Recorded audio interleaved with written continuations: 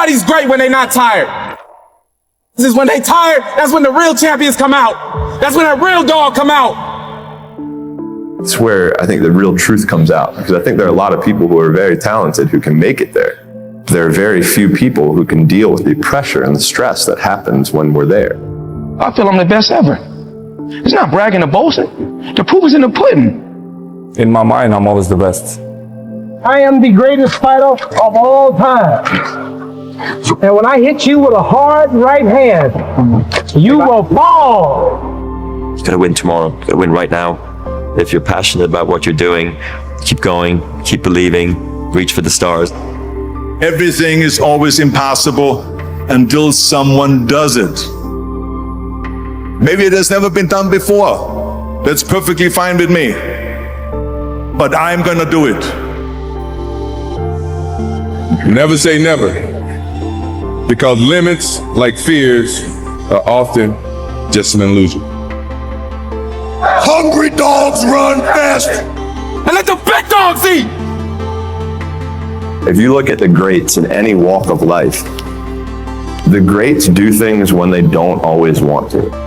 And that's the separation.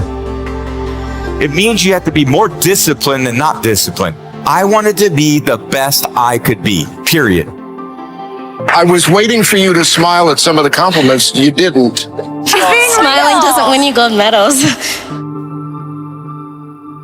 I'm too fast, I'm too skillful, and I'm going to show everybody out there watching the show and the whole world, and the world will bow and admit that I am the greatest of all times when you see what I do to George Foreman. I believe that whatever I put my mind to, and if I was willing to make sacrifices and I was dedicated, that I could achieve absolutely anything. I'm the best ever. I'm the most brutal and vicious and most ruthless champion there's ever been. There's no one can stop me.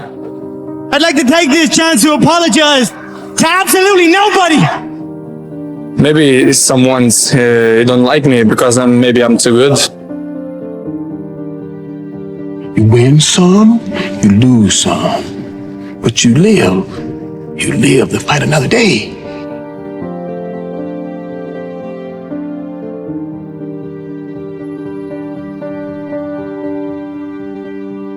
And I've always believed like I'm the Michael Jordan of this industry.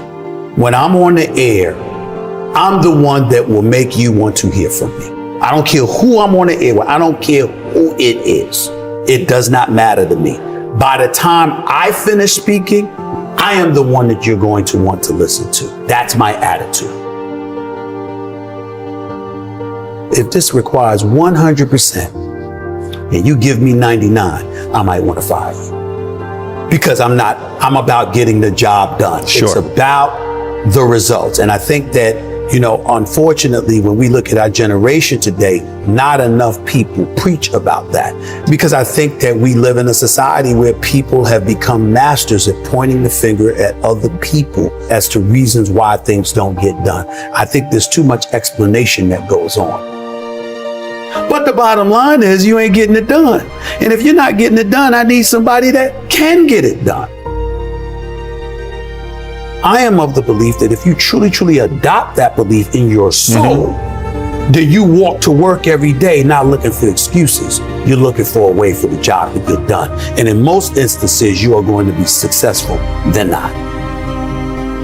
You want to go with status quo, you're perfectly, fine with flowing along, just safe, to get along, secure. Safe, secure, whatever. But when you're trying to win, you're constantly looking to get better. My philosophy is very, very simple when it comes to my family, particularly, me being a dad. If they're hungry, it's because I'm starving. I don't eat until they eat. I'm not comfortable until they're comfortable. I don't have unless they have. That's the mentality, and that's the mentality that I strictly get from my mother. And so for me, having that kind of mentality, but what comes with that? What comes with that is a certain work ethic that you have to put forth, and it's a willingness to sacrifice. Am I the most disciplined person in the world? No. Am I the most meticulous person in the world, like some people would believe? No, I'm meticulous enough, and I'm disciplined enough. But I think the key thing is that the bottom line is everything to me. And whatever the bottom line requires is what I'm going to do. If the bottom line requires an excessive level of discipline, I'm going to do it. But to me, it's whatever the moment or the situation demands. And I'm a bottom lines oriented kind of person.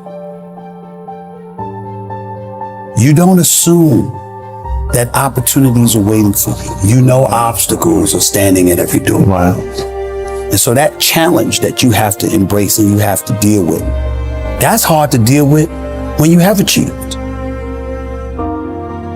You don't work hard to play hard. You work hard to have the ability to play when you want to. That's a good There's a difference. You handle your responsibilities first. And when you work hard and you have that sense of pride, it goes right out the window if you utilize your efforts in the wrong fashion. But when you do what's right, and it's based off of that effort that you put in, then you feel good about it because you took care of your responsibilities. Then you can go play. And I was not always confident. There's no doubt about that. I've always had my insecurities. What I firmly believed in was, as it pertained to me, was that I always worked hard. I was never lazy. I was always somebody that believed in hard work. Betting on yourself is believing in you. Knowing who you are, what you're worth. Having an idea about it anyway. And willing to work towards that, to validate that reality. That's betting on yourself. It's your job. And if you can't do it, you scratch, claw, and even die trying. We make excuses every day, all of us as human beings.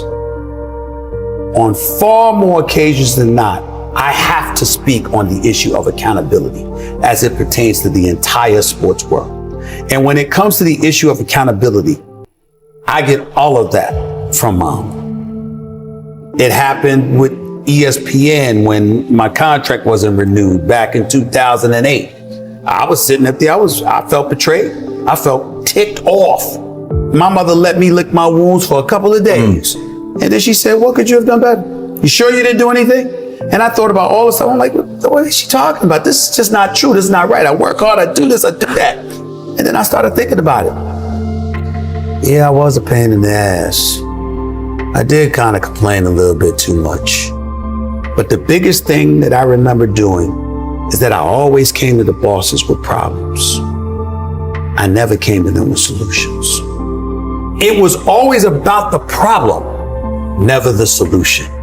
And I learned when I sat back and reflected on the mistakes that I had made in my career at the time, I learned that no boss wants to talk to anybody that doesn't have solutions. Instead of working around the clock trying to figure out what somebody else wants from you, good or bad, there are moments that crystallizes it for you in your mind. Pay attention and you'll